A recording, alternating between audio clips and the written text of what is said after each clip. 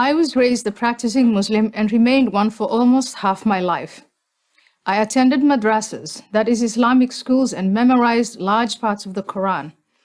As a child, I lived in Mecca for a time and frequently visited the Grand Mosque. As a teenager, I sympathized with the Muslim Brotherhood. At 22, while my family was living in Kenya, my father arranged my marriage to a member of our family clan, a man that I had never met. I ran away, made my way to Holland, studied there, and eventually was elected a member of the Dutch Parliament. Now I live in the United States. In short, I have seen Islam from the inside and the outside. If the jihadists win and the hope for a reformed Islam dies, the rest of the world will pay a terrible price. The terror attacks in New York, London, Madrid, Paris, and many other places are only a preview for what's to come.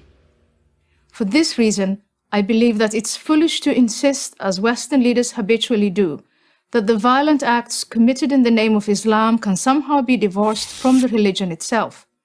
For more than a decade, my message has been simple. Islam is not a religion of peace.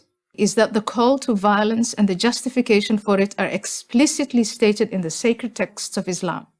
Moreover, this theologically sanctioned violence is there to be activated by any number of offenses, including, but not limited to, adultery, blasphemy, homosexuality, and apostasy, that is, to leave Islam.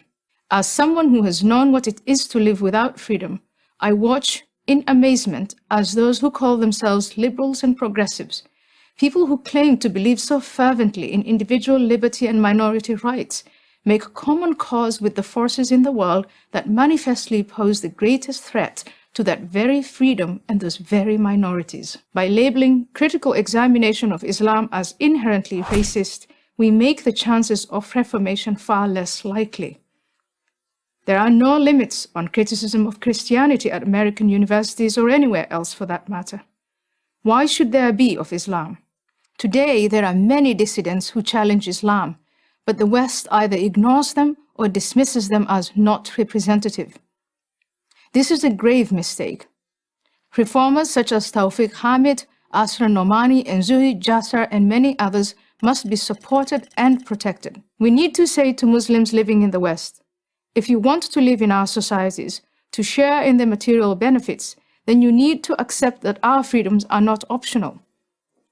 Islam is at a crossroads of reformation or self-destruction, but so is the West.